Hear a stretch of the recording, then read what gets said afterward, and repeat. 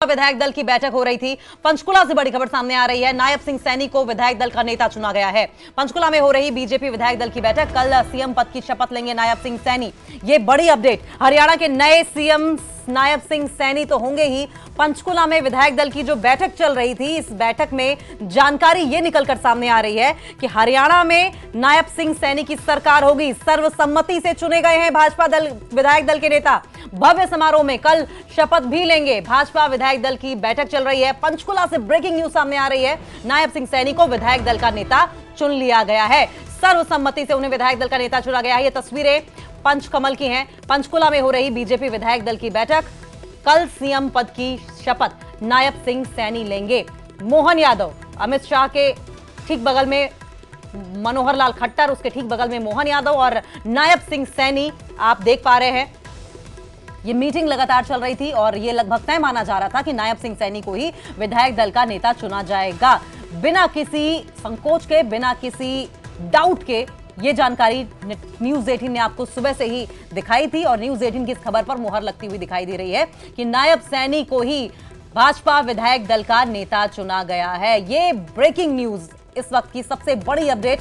और सीधा रुख कर लेंगे, हमारे साथ लाइव जुड़ गए हैं अंकित दुदानी। अंकित, नायब सिंह सैनी को ही भाजपा विधायक दल का नेता चुना गया है, लेकिन इसके मायने भी हमें समझाएं।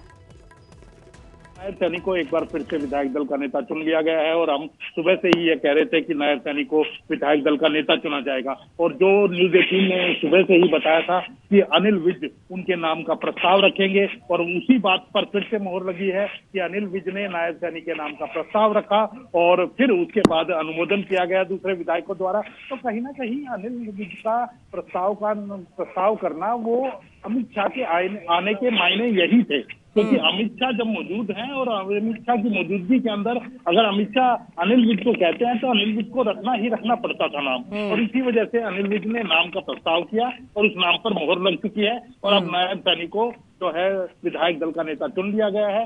17 अक्टूबर यानी कल शपथ ग्रहण समारोह होगा और एक बार फिर से वो मुख्यमंत्री बनते हुए नजर आएंगे। जी, ये छोटी छोटी चीजें हैं जो अमित शाह अपनी स्ट्रेटेजी में ध्यान रखते हैं। क्या अंकित इसीलिए कहा जाए कि अमित शाह को राजनीति का चाणक्य कहा जाता है?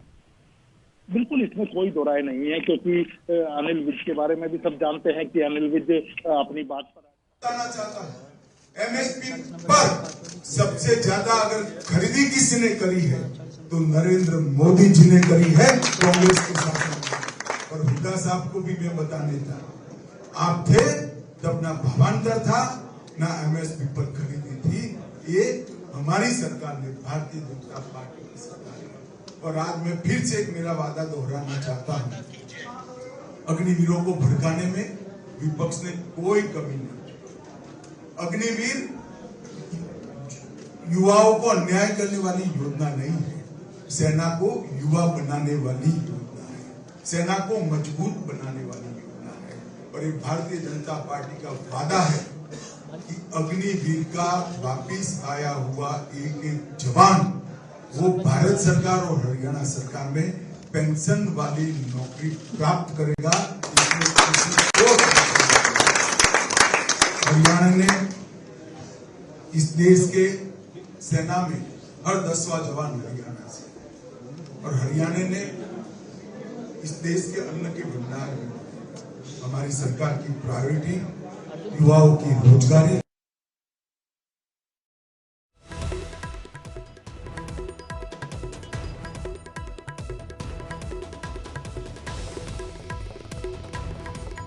मीटिंग के अंदर की तस्वीरें आप देख रहे हैं। अमित शाह, उनके ठीक बगल में आपने देखा था कि मनोहर लाल खट्टर बैठे थे और उसके भी बगल में मोहन यादव, जो कि मध्य प्रदेश के मुख्यमंत्री हैं।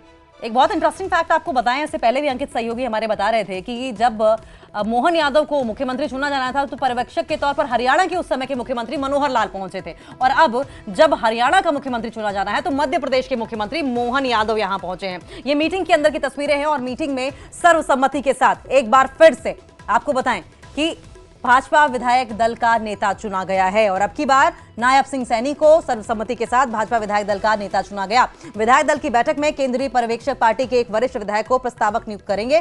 प्रस्तावक बैठक में नायब सिंह सैनी का नाम रखेंगे, ऐसा प्रोसीजर था। और सीनियर, क्योंकि कोई ऐसा विधायक ही, वरिष्ठ विधायक ही होता है जिसे प्रस्तावक बनाया जाता है।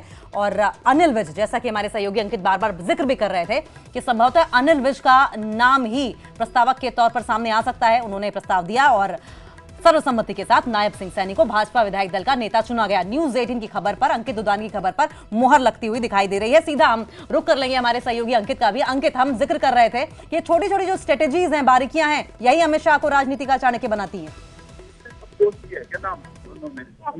बिल्कुल, इसमें कोई दो राय नहीं है कि छोटी से छोटी स्ट्रेटेजी बीजेपी बनाती है और इसी वजह से हम कह सकते हैं कि अमित शाह का हरियाणा आगमन पर्यवेक्षक बनकर के, मोहन यादव का हरियाणा आगमन पर्यवेक्षक बनकर के और दोनों को आने के बाद विधायक दल का नेता चुना जाना, तो कहीं ना कहीं बीजेपी ऐसी कोई रस्साकसी नहीं दिखाना चाहती कि जिससे कि बाहर मैसेज जाए कि भाजपा की जब तीसरी बार सरकार बन रही है तो भाजपा में किसी प्रकार का कोई भी कन्फ्लिक्ट है, ऐसा कुछ भी नहीं दिखाना चाहती। और इसी वजह से यही एक कारण है कि अनिल विज ने जो है नायब सैनी के नाम का प्रस्ताव रखा, क्योंकि पिछली बार की अगर बात करें तो अनिल विज ने ही विरोध किया था नायब सैनी के नाम का और उन्होंने दावा भी ठोका था कि वो सीनियर है इसलिए उन्हें बनाया जाना चाहिए। तो अब कहीं ना कहीं उन्हीं के मुंह से जब नाम का प्रस्ताव करवाया गया है तो अब ये एक मैसेज जाया जाएगा, क्योंकि विरोधी अब निशाना नहीं साध सकेंगे। विरोधी साफ तौर पर ये कुछ भी कहते हुए नजर आएंगे तो बीजेपी के नेता जो हैं वो काउंटर करते हुए नजर आएंगे कि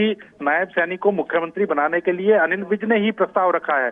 और जो विधायक हैं, अभी बात निकल करके सामने भी आ जाएगी, जो अनुमोदन किया होगा वो राव इंद्रजीत समर्थित जो विधायक हैं वो उन्होंने अनुमोदन किया होगा इस बात का। तो बीजेपी एक एक चीज की स्ट्रेटेजी बना करके चलती है जिससे कि कहीं भी ये ना लगे कि कोई भी आपस में बीजेपी में किसी भी तरह की गुटबाजी है, क्योंकि कांग्रेस लगातार गुटबाजी से झेल रही है और उसी का परिणाम उन्हें 2024 में भुगतना पड़ा है। जी, और लगभग अमूमन तमाम जो स्टेट्स में इलेक्शंस हुए हैं कांग्रेस को नुकसान झेलना भी पड़ा है। अंकित, आप बने रहिए हमारे साथ। हमारे दर्शकों को बता दें कि मार्च महीने का अगर जिक्र करें तो मनोहर लाल को हटाकर विधायक दल की बैठक में जब नायब सिंह सैनी का नाम रखा गया था तो ये वही समय था जब अनिल विज नाराज हो गए थे। और अब देखिए कि अनिल विज के मुंह से ही कहलवाना, ये अमित शाह की मौजूदगी का ही असर है। बैठक से आपको बताएं कि वो बाहर निकल गए थे नाराज होकर और चुनाव से पहले अनिल विज मुख्यमंत्री की दावेदारी जता चुके हैं। ये एक अहम फैक्टर हो सकता है। फैक्टर केंद्रीय मंत्री राव इंद्रजीत भी समय समय पर दावेदारी जताते रहे हैं, लिहाजा इस तरह के विवादों से बचने के लिए शाह को पर्यवेक्षक की जिम्मेदारी सौंपी गई होगी। इससे पहले 2022 में शाह यूपी में केंद्रीय पर्यवेक्षक के तौर पर और भाजपा विधायक दल की बैठक में शामिल हुए थे और योगी आदित्यनाथ के नाम पर उन्होंने मुहर लगाई थी। ये जो अंकित 2-3 पॉइंट्स थे, बीजेपी माने ना माने क्योंकि बहुत डिसिप्लिन्ड पार्टी है, तमाम नेता कुछ भी समय से पहले मुंह खोलने से बचते हैं, लेकिन क्या ये 2-3 पॉइंट्स भी एक बड़ी वजह रही होगी कि अमित शाह पहुंचे हैं खुद पर्यवेक्षक बनकर?